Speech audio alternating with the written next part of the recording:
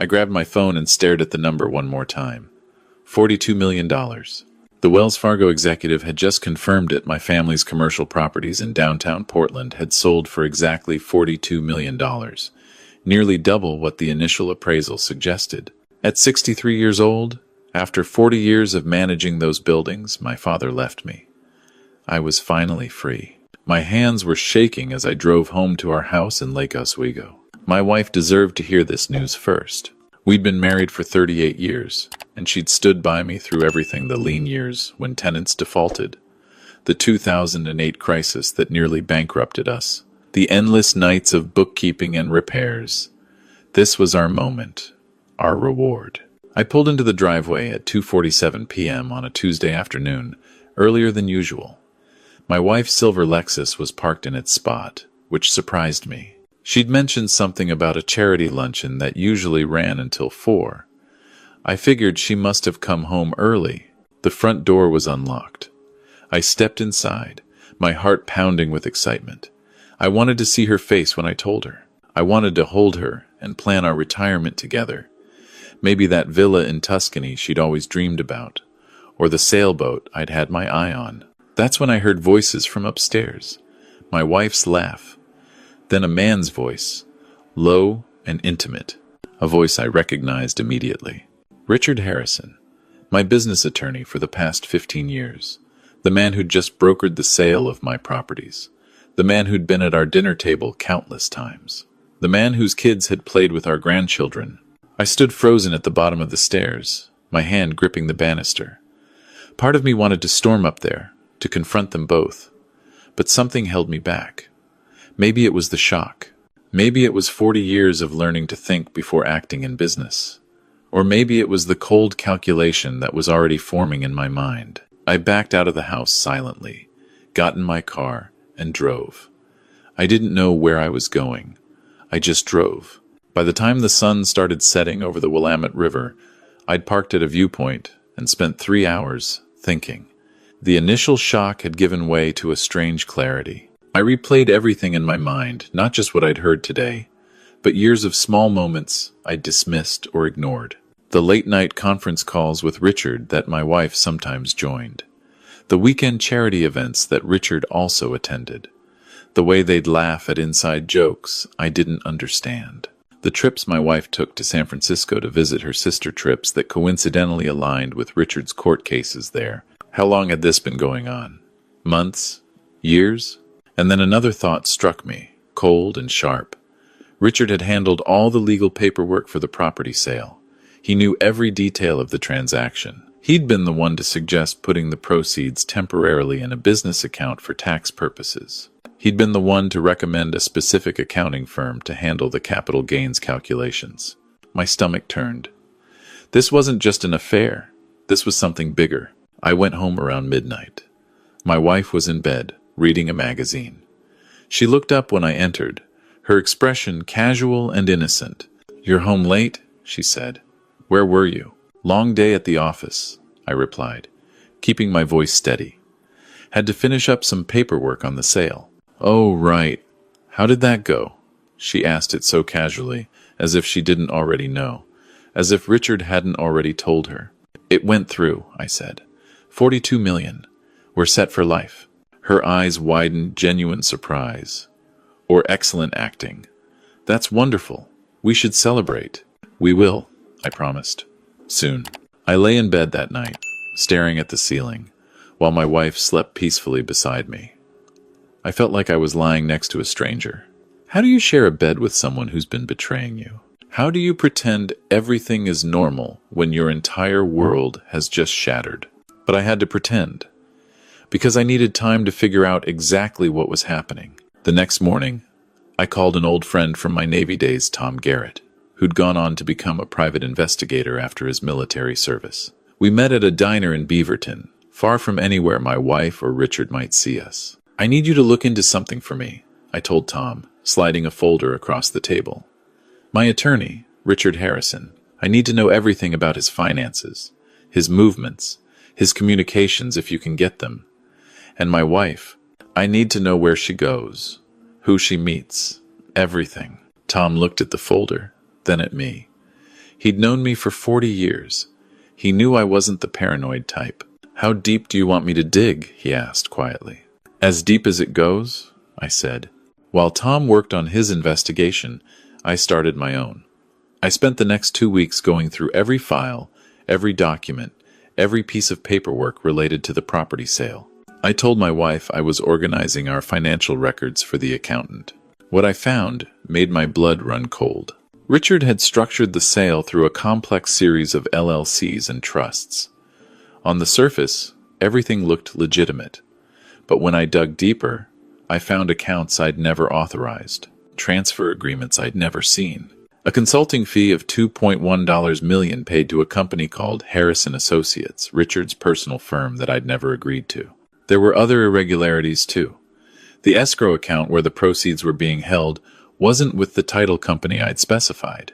It was with a different firm, one where Richard served on the board. The accounting firm he'd recommended had made several estimated tax payments on my behalf to the IRS. But when I called the IRS directly, they had no record of receiving them. Someone was stealing from me, systematically, carefully. And they'd been planning it for a long time. Tom's report arrived 2 weeks later, delivered in person at the same diner. "You're not going to like this," he said, opening a thick manila envelope. The photographs came first. My wife and Richard at restaurants, entering hotel rooms, on a beach in Maui, a trip she'd told me was a wellness retreat with college friends. The metadata on the photos showed they'd been seeing each other for at least 3 years. But that wasn't the worst part. "There's more," Tom said, pulling out bank statements. "Richard and your wife opened a joint account 18 months ago. They've been moving money into it. Gradually looks like they've been skimming from your business accounts for over a year. Small amounts at first, then larger transfers. There's currently $3.7 million in that account." I felt like I'd been punched in the gut. "And this?" Tom continued, sliding over another document. "I found a property deed.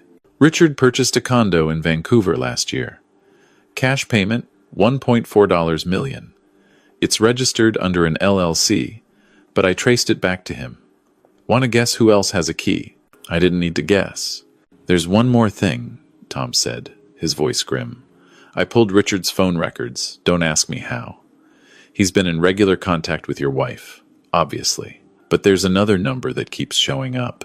An attorney in the Cayman Islands. I did some digging. That attorney specializes in offshore asset protection and, well, helping people disappear with their money. The picture became crystal clear. They weren't just having an affair. They were planning to rob me blind and vanish together. The property sale was supposed to be their big score.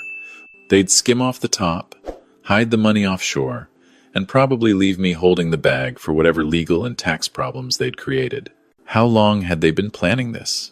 Since before the sale was even on the table? Had Richard been the one to suggest selling the properties in the first place? I tried to remember. Yes, he had. He'd called it smart estate planning. I sat in that diner booth for a long time, staring at the evidence spread across the table. I thought about confronting them, about screaming and throwing things and demanding answers. But what good would that do? They'd deny everything. They'd hide the evidence. They'd probably accelerate their timeline and disappear faster. No, I needed to be smarter than that. "Tom," I said quietly, "I need you to do something else for me. I need you to document everything, every transaction, every meeting, every movement. I need a timeline of their entire relationship and every dollar they've stolen. Can you do that?" "Already started," Tom said. "But what are you going to do with it?"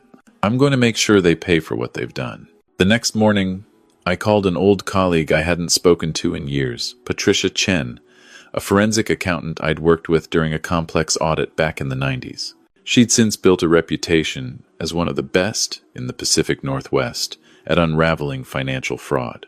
I met her at her office in downtown Portland and laid everything out: the sale documents, the questionable transfers, Tom's findings about the offshore attorney. Patricia studied the documents for nearly an hour, making notes, cross-referencing bank statements. Finally, she looked up at me, her expression serious. "This is textbook embezzlement," she said. "And it's sophisticated. Whoever planned this knew what they were doing, but they also got greedy. See here? She pointed to a series of transfers. They moved too much too fast after the sale closed. If they'd been patient and spread it out over years, it would have been nearly impossible to detect.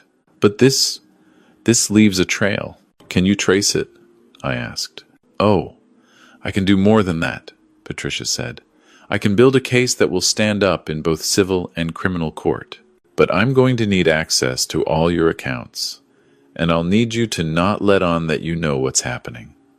Can you do that? I've been doing it for 3 weeks, I told her.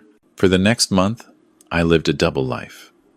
During the day, I was the devoted husband, celebrating our windfall with my wife, talking about retirement plans and travel. At night, after she fell asleep, I worked with Patricia and Tom, building our case piece by piece. Patricia discovered that Richard had created 7 different shell companies, all designed to siphon money from the property sale. The consulting fee to Harrison Associates was just the beginning. There were legal review fees, transaction coordination fees, document preparation fees, all going to companies Richard controlled. In total, he'd already stolen $6.8 million from the sale proceeds. But the smoking gun came from Tom's surveillance. He'd tracked Richard to a meeting with the Cayman Islands attorney at a hotel near PDX Airport.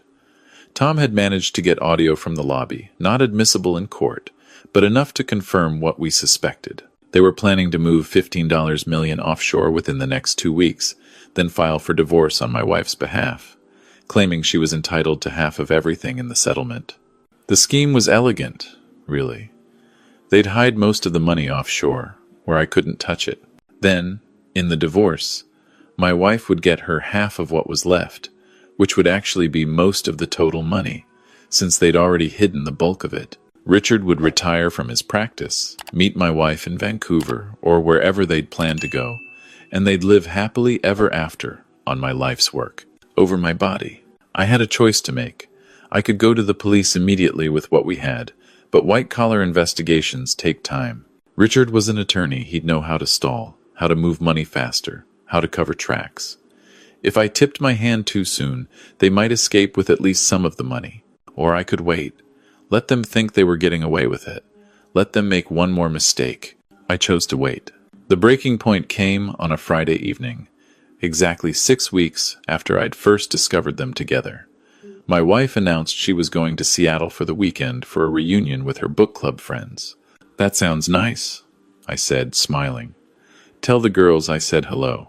Tom had already confirmed that Richard had booked a suite at the Four Seasons in Seattle. Same hotel, same dates. While my wife packed her bag, I made a phone call to the FBI's white-collar crime division. I'd been in contact with Agent Sarah Morrison for the past 2 weeks, feeding her information through Patricia. Sarah had been building a case, waiting for the right moment. They're moving the money this weekend, I told her. Tomorrow morning, Richard has an 11 a.m. appointment with his offshore attorney via video conference from his hotel room. That's when they'll initiate the final transfers. We'll be ready, Sarah said. That Saturday morning, I drove to Seattle. I parked across the street from the Four Seasons and watched. At 10:47 a.m., I saw my wife enter the hotel. She looked beautiful, wearing a dress I'd bought her for our anniversary 2 years ago. She was smiling. At 11:15 a.m., FBI agents entered the hotel. Tom had given me a radio tuned to their frequency. I listened as they knocked on room 1847.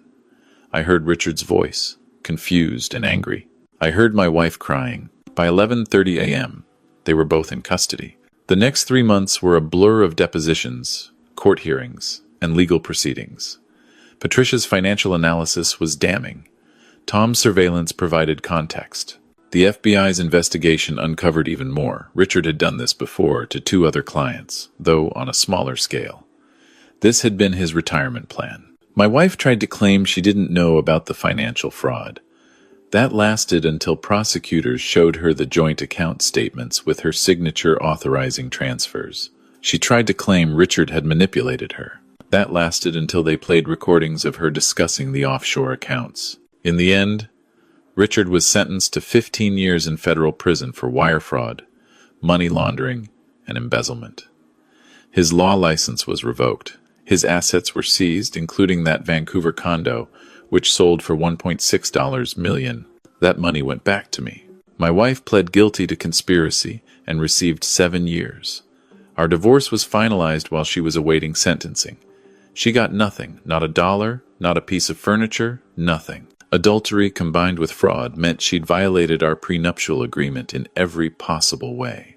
I recovered $38.4 million of the original $42 million. The rest was gone, spent on their hotels, trips, and the various legal fees Richard had charged me to help him steal from me. But I had enough. More than enough. My son and daughter, who'd been devastated by the whole ordeal, helped me figure out what to do next. We could have just kept the money, invested it, lived well, but that felt empty. My father had built those properties to provide for our family and our community. They deserved better than to be the spoils of a con. We established the Thomas Morrison Foundation, named after my father. Its mission is to provide legal aid and financial counseling to victims of fraud and financial abuse, particularly seniors who get taken advantage of by people they trust. We also fund small business development in low-income neighborhoods, giving people the kind of opportunities my father had when he started buying property in Portland in the 1,960 seconds.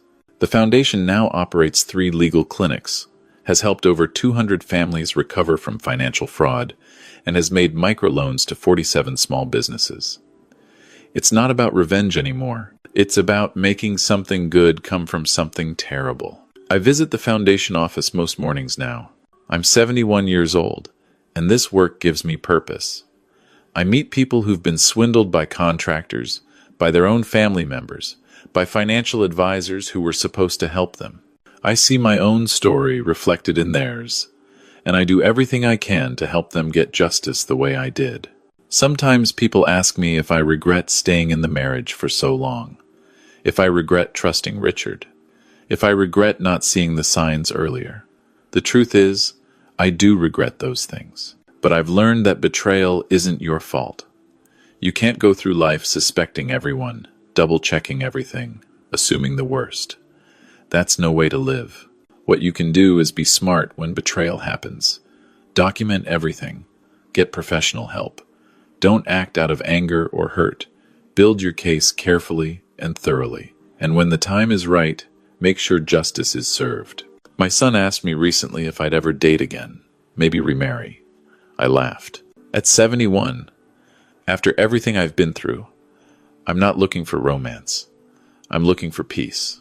And I've found it in the work I do, in the people I help, in knowing that my father's legacy is being honored in a way he would have been proud of.